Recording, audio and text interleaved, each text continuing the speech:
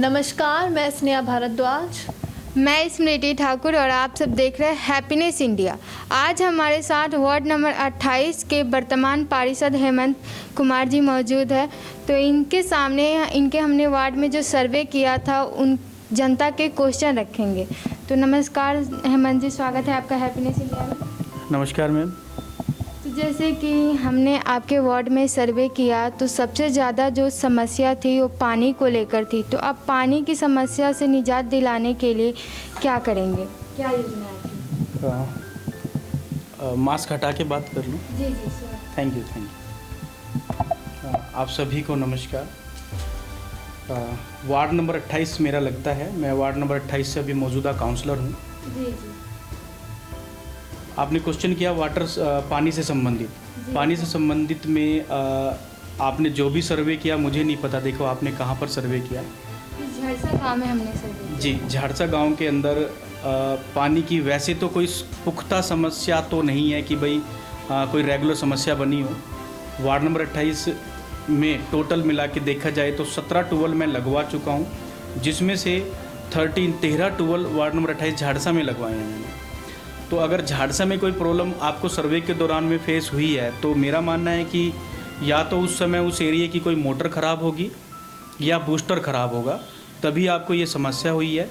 फिर भी अगर मेरे वार्ड के या मेरे गांव की जनता ने अगर ये बोला है कि भाई पानी की समस्या है, तो मैं आप सबके माध्यम से ये वादा करता हूँ कि इस समस्या को जल्द से जल्द सुधारने की पूरी कोशिश करूँगा।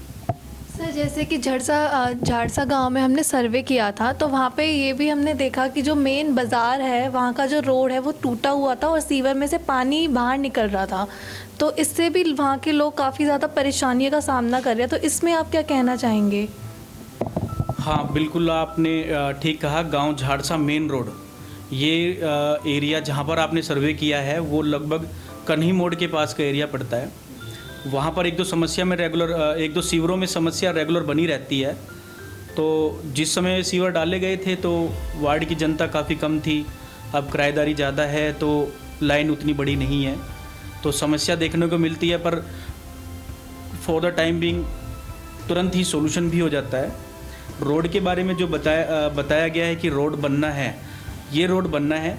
वार्ड नंबर 28 में 2 रोड सेलेक्ट किए गए हैं। एक सेक्टर 15 फ्लाईओवर से होते हुए झारसा चौकी तक जाएगा। कन्ही मोड़ से होते झारसा चौकी, ये वार्ड नंबर 28 में मॉडल रोड बनाया जाएगा। और इस मॉडल रोड के तहत वो सभी सुविधाएं इस रोड पे दी जाएगी और ये कार्य जल्द से जल्द 2 से 3 महीने के अंदर ग्राउंड पे होने वाला है। आप पिछले 5 साल से यहाँ पे वार्ड परिषद के कार्यरत पे हैं, तो आपने इस दौरान क्या क्या महत्वपूर्ण कामें की हैं? मुझे 4 साल लगभग हो गए हैं। तो 4 साल में काम तो बहुत सारे करा चुके हैं, पर कुछ चुनिंदा कार्य मैं आपको बता देता हूँ। जैसे सबसे ज़्यादा फोकस मैंने गांव में बतौर पार्षद कोशिश की मेरा गांव खुशहाल रहे, हर वर्ग खुशहाल रहे। जिस प्रकार से जो भी समस्या मेरे गांव के लोगों ने मुझे बताई, मैंने उनको करने की पूरी कोशिश की। उसमें से मेन समस्या जब हम चुन के आए थे तो पानी की समस्या रही है, क्योंकि मैंने बताया आपको कि मैं काफ़ी ट्यूबवेल लगवा चुका हूं, तो उससे पानी का समाधान मैंने कराने की कोशिश की। मेरे वार्ड के अंदर लगभग भाईचारे को देखें तो सभी जातियां मेरे वार्ड में रहती हैं। सभी समाज के लोगों को कोई ना कोई धर्मशालाओं के टुकड़े मिले हुए हैं। किसी को 400 गज, किसी को 500 गज लगभग मिले हुए हैं। इसमें से मैं परशुराम भवन, जो कि ब्राह्मण समाज से धर्मशाला है, वो बनवा चुका हूँ। 2-2.5 करोड़ लगभग उसमें लगवा के वो 3 मंजिल की मैं बनवा चुका हूँ। सैन धर्मशाला, जो कि मेरे ही समाज की धर्मशाला है, वो मैं बनवा चुका हूँ। इसके बाद प्रजापत धर्मशाला, जिसमें कार्य अभी चल रहा है, अभी मौजूदा में कार्य चल रहा है, उसके 2 करोड़ 47 लाख रुपए पास करा के अभी मौजूदा में कार्य चल रहा है प्रजापत धर्मशाला। अभी 9 तारीख को मेरे वार्ड में एक उद्घाटन भी हुआ है। माननीय मेयर मैडम मेरे वार्ड में आई थी, जिन्होंने 2 सैनी चौपाल, छोटी चौपालें हैं जिनके लिए 1-1 करोड़ रुपए पास हुआ है।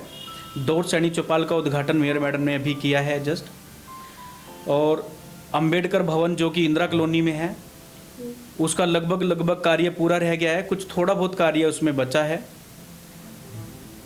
ऑलमोस्ट समाज की धर्मशालाएं मैं बनवा चुका हूं, कुछ रह रही हैं तो उनमें भी कार्य अभी जल्द से जल्द शुरू होने वाला है, वो मैं करने लग रहा हूं। हमारे यहाँ वार्ड में दुर्गा कॉलोनी लगती है, वार्ड नंबर 28 झाड़सा में। दुर्गा कॉलोनी में सुनने में आया था, मेरे बुजुर्ग भी बताते थे कि भाई 20-25 सालों पहले ही कोई कार्य हुआ था, उसमें रोड और सीवर और पानी की समस्या ज़्यादा रहती थी।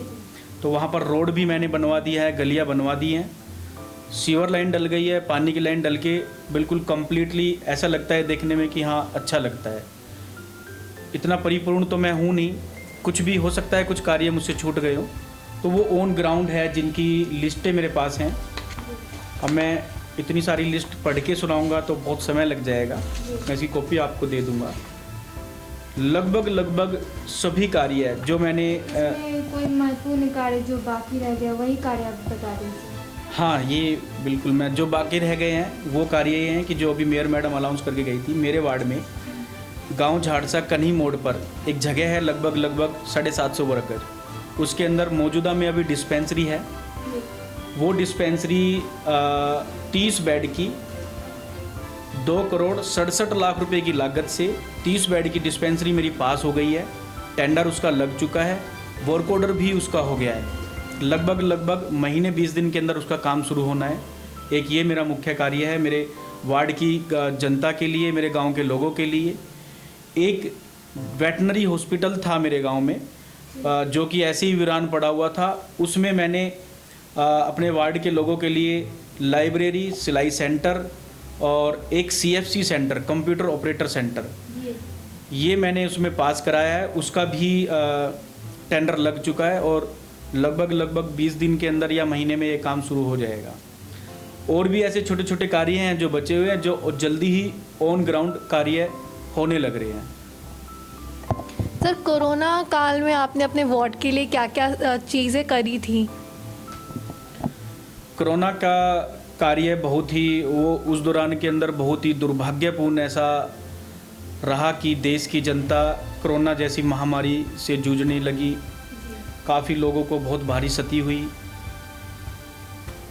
जिसकी पूर्ति हम शायद कभी नहीं कर पाएंगे। देश पे एक विपदा रही। उस दौरान में जब फर्स्ट कोविड लहर आई थी तो जितना मेरी बुद्धि और विवेक ने कार्य किया, उस बुद्धि विवेक के माध्यम से लगभग 39 दिन 39 डेज़ हम लोगों ने ग्रुप बना के बिना किसी सहयोग के आपसी ही मदद से 39 दिन भंडारा लगाने का काम किया।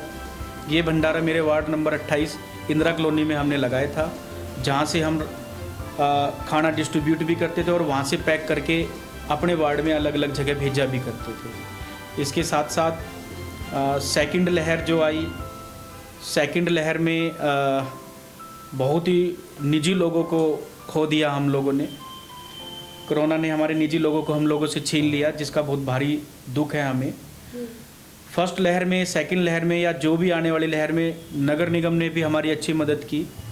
नगर निगम ने प्रॉपर तरीके से सैनिटाइजेशन, आयुर्वेदिक दवाइयाँ और जो घर कोरोना की बीमारी से परेशान थे उनको पूरी की पूरी सुविधा देने का काम भी हमारे नगर निगम के माध्यम से किया गया था। मेरा क्वेश्चन ये था कि अगर आपको जनता फिर से मौका देती है तो आप क्या लक्ष्य लेके चले हैं कि अपने वार्ड में करेंगे? मैं वादा करता हूँ अपने वार्ड की जनता को, अगर मुझे दोबारा मौका देते हैं तो जो कमियाँ मेरे से इस पुराने कार्यकाल में रह गई है मैं उनको पूरी करने की पूरी कोशिश करूँगा और मैं करवा भी दूँगा। दूसरा, इतना सा भी मैं वादा करता हूँ कि अगर मुझे दोबारा चुनकर मेरी जनता, मेरे लोग मुझे चुनकर दोबारा भेजते हैं या दोबारा मुझ पे विश्वास जताते हैं, तो जो मेरा एक सपना था कि वार्ड नंबर 28 को नंबर 1 बनाना खेल सुविधाओं में, जिसका मैंने एक टेंडर पास कराकर 1.5 करोड़ का बख्तावर स्टेडियम के अंदर कार्य चल भी रहा है। मेरे वार्ड के अंदर एक स्कूल है जो कि बहुत पुराना स्कूल है, जिसमें हमारे बड़े बुज़ुर्ग पिताजी, दादा परदादा पढ़े हैं। उसके लिए मैंने एक फ़ाइल चलाई है लगभग 3.5 करोड़ रुपए की। वो स्कूल मुझे बनवाना है इस्लामपुर में, मेरे वार्ड के अंदर इस्लामपुर है, मैं वहाँ स्कूल बनवा चुका हूँ। बस झाड़सा का स्कूल रह गया है जिसका बजट बहुत बड़ा था। और मेरा सिर्फ इतना सोचना है कि बच्चा बच्चा खुशहाल रहे। छोटा सा बच्चा भी अगर कोई काम की कहे मुझे या मेरे लोगों को बोले तो वो काम इमीडिएटली फास्ट ट्रैक के साथ हो जाए।